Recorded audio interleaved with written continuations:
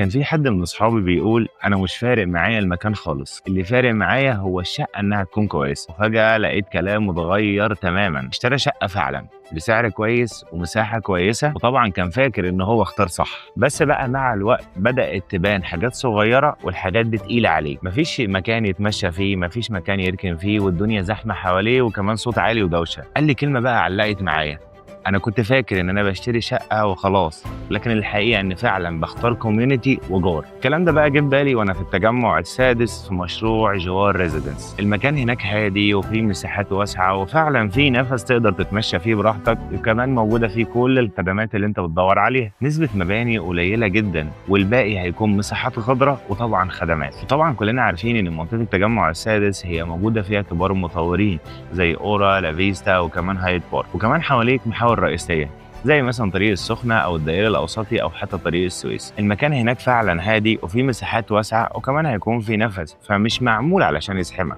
ده معمول فعلا علشان يريحك. فأنت مش هتكون عايش في شقة، بل بالعكس أنت هتكون في كوميونيتي مناسب بتعيشه كل يوم. والأماكن اللي بتكون معمولة بالشكل ده بتبقى واضحة من الأول، مش حاجة عادية. فمن الآخر أنت مش بتشتري عدد أمتار وخلاص، أنت بتشتري راحة بتعيشها كل يوم. المفاجأة بقى مش في كل ده، المفاجأة إنك أنت لو حبيت تمتلك واحدة في التجمع السادس هيكون مقدمك خصمك وأقساطك بتوصل لحد 10 سنين. طب أنا إيه اللي وداني أصلا لمشروع جوار من البداية؟ علشان خاطر صاحبي كان بيصلح غلطتي. لو مش عايز تغلط نفس الغلطة سجل بياناتك وأنا أبعت لك كل التفاصيل.